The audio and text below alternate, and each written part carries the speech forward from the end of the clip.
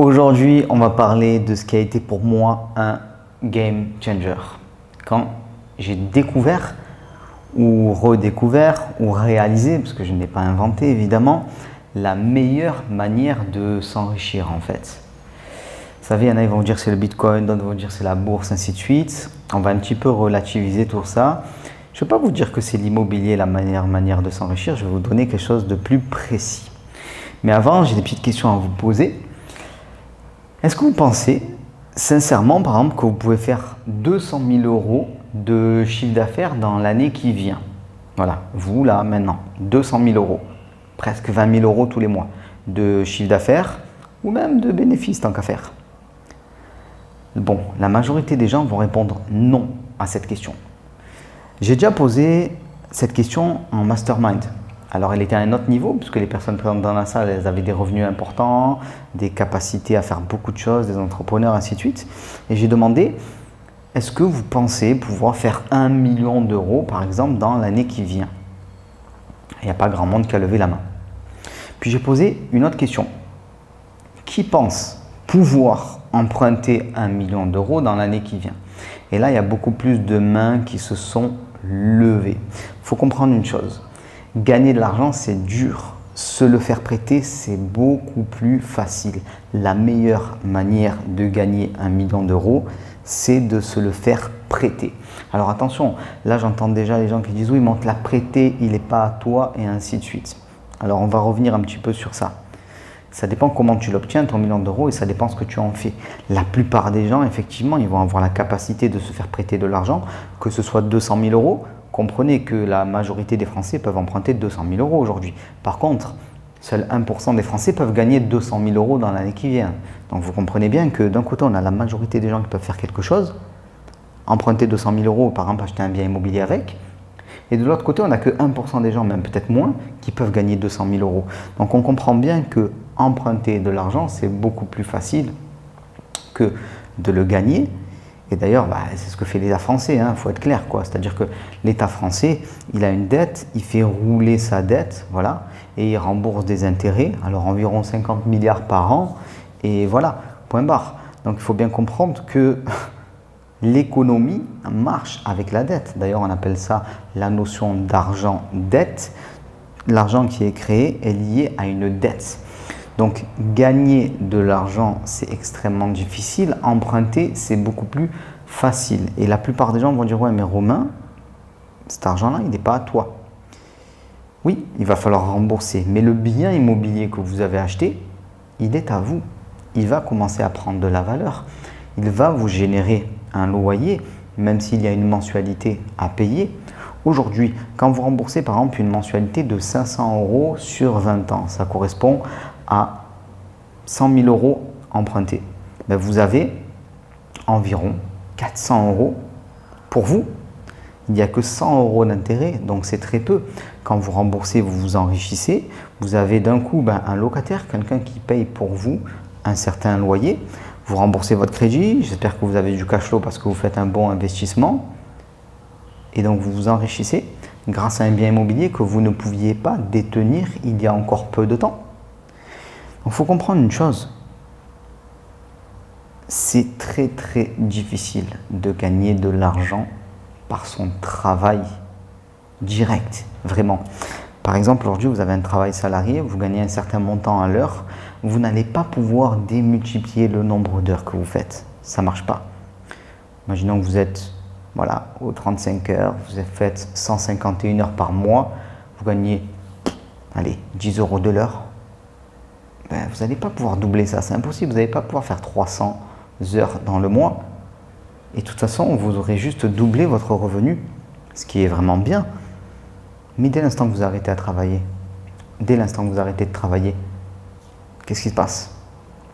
Plus rien. Alors qu'avec l'emprunt, vous allez pouvoir démultiplier. Et ça, c'est extrêmement important. Aujourd'hui, peut-être vous dites, moi, de toute façon, je ne peux pas emprunter 1 million d'euros. Et c'est le cas de la plupart des gens. Moi, quand j'ai commencé l'immobilier, je ne pouvais pas emprunter 1 million d'euros. En fait, je pouvais emprunter 0 euros pour commencer. Voilà, parce que j'étais encore étudiant. Alors, j'aurais pu être plus malin et faire un prêt étudiant pour avoir de l'argent et pour pouvoir l'utiliser dans l'immobilier. Mais bon, déjà, je n'avais pas cette notion en tête et ce n'est pas forcément quelque chose qui est recommandé. Mais aujourd'hui, vous avez, et je l'ai traité dans une vidéo qui s'appelle « Comment investir en immobilier quand on a de petits revenus », vous avez la capacité d'emprunter 100 000 euros, c'est sûr et certain. Si vous avez un revenu qui tombe tous les mois, vous avez cette capacité-là. Donc aujourd'hui, si vous avez la capacité d'emprunter 100 000 euros, vous avez la capacité de faire un investissement. Si cet investissement est bon, il va vous générer du cash flow et ça va vous permettre de réemprunter derrière. Alors attention, la logique, elle n'est pas automatique. Je ne dis pas que parce que vous achetez un bien immobilier, vous allez pouvoir emprunter pour un deuxième bien immobilier. Vous allez pouvoir faire ça si vous faites un bon investissement immobilier, que vous payez moins cher que le prix du marché, qui génère du cash flow, que vous traitez correctement au niveau de la fiscalité et ainsi de suite, et que vous exploitez correctement. Voilà, c'est extrêmement important. Mais ce que je veux vous dire par là, c'est que pour vous enrichir, en fait, la meilleure manière de vous enrichir, c'est d'emprunter de l'argent pour commencer un parcours. Alors, il y a des gens qui vont commencer un parcours en entrepreneuriat. Ce qui m'embête avec l'entrepreneuriat, c'est qu'il y a ce côté aléatoire, contrairement à l'immobilier, où tout est prédictible. En fait, vous savez quel prix vous achetez, vous savez combien vous allez pouvoir le louer, vous avez la capacité d'anticiper votre fiscalité, bien sûr, si vous avez les connaissances nécessaires. Parce que là, aujourd'hui, peut-être vous regardez cette vidéo et ça vous paraît flou, mais comment je peux savoir combien je vais gagner avec ce bien-là? Quelle va être la fiscalité et ainsi de suite? Et c'est tout à fait logique, mais comprenez que tout ça est totalement prédictible. D'ailleurs, c'est pour ça que l'État français adore l'immobilier aussi, parce qu'il sait précisément combien il va récupérer en taxes diverses et variées, ainsi de suite. C'est très facile à imposer, mais pour nous aussi, c'est très facile de se projeter. Voilà. Donc, vous empruntez de l'argent, vous lancez dans un parcours avec un premier, 2 ou 3 investissements en fonction de vos capacités, et grâce à ça, vous allez pouvoir continuer. Mais ce qui va vous permettre de vous enrichir, c'est clairement le fait de lever de la dette. Bien sûr, vous générez du loyer, bien sûr, vous avez de la plus-value, clair, net et précis. Et d'ailleurs, ça aussi, je l'ai traité dans une autre vidéo. Peut-être qu'elle ne sera pas sortie au moment où je publie cette vidéo, mais vous gardez ça en tête. Une vidéo où je vous parle de comment, on va dire, parfois, on a une sorte de gros mensonge, voilà, sur l'augmentation du prix de l'immobilier. Si la vidéo est sortie, je vous mettrai un petit lien, voilà, vous allez voir ça. Bon, le prix de l'immobilier qui augmente, c'est une chose, mais il faut comprendre que si vous achetez dans une zone précise, le prix de l'immobilier va augmenter dans toute la zone. Donc, vous n'allez pas être plus riche en capacité à échanger votre bien immobilier contre un autre bien immobilier. Vous avez un T2, il vaut 100 000 euros, vous le vendez. Le lendemain, vous voulez un autre T2, a priori, il vaut 100 000 euros. Alors, si vous êtes un bon investisseur immobilier, vous pouvez en trouver moins cher que le prix du marché, ainsi de suite. Voilà. Mais ça, on va le voir dans une autre vidéo. Donc, comprenez une chose, que la création d'argent grâce à l'emprunt est la méthode pour s'enrichir.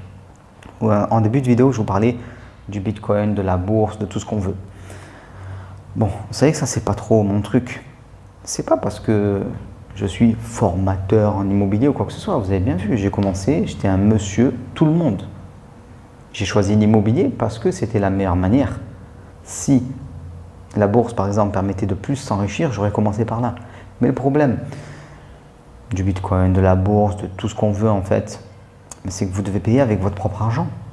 Donc même si le Bitcoin fait x10, c'est très bien. Mais pour autant, est-ce que c'est ça qui va vraiment vous permettre de vous enrichir très fortement? Ben non, parce que la mise de départ, vous ne l'avez pas en quantité suffisante. Si tu as 100 000 euros à mettre dans le Bitcoin et tu fais x10, bah ouais, tu fais un petit million, je ne vais pas dire que c'est pas sympa. Mais si tu as 100 000 euros, tu ne vas pas mettre 100 000 euros dans le Bitcoin. Si tu es un peu malin, tu vas mettre 20 000 euros maximum. Tu ne vas pas mettre tout ton argent là-dedans. Donc on voit bien qu'il y a un souci. C'est pareil pour la bourse. Voilà.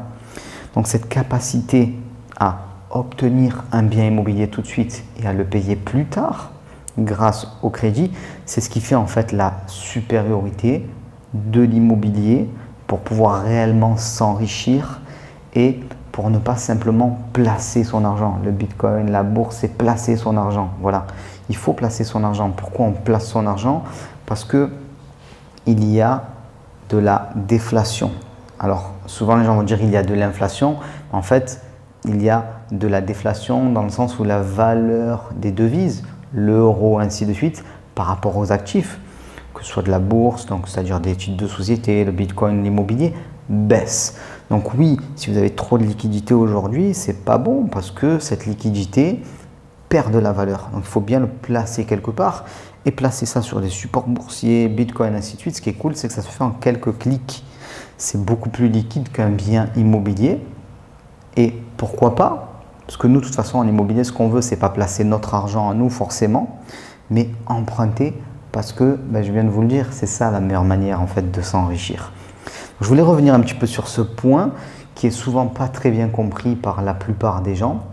Regardez en description, vous avez un gros pack de formation en immobilier, vous avez aussi la liste des villes où vous pouvez investir, vous avez aussi un séminaire gratuit, il y a beaucoup de choses.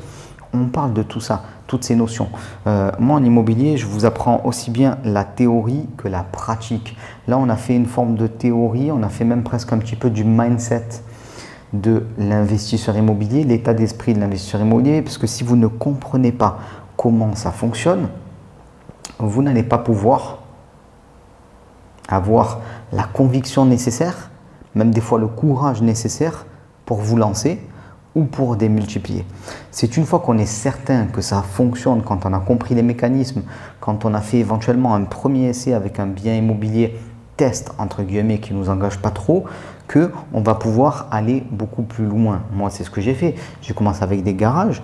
J'ai vu que, miracle, j'avais des loyers qui tombaient alors que je ne travaillais pas. J'étais étudiant. Ça m'a bien motivé à faire la suite et ça m'a permis d'arriver où j'en suis aujourd'hui. Donc voilà, réfléchissez à tout ça et on se retrouve très vite.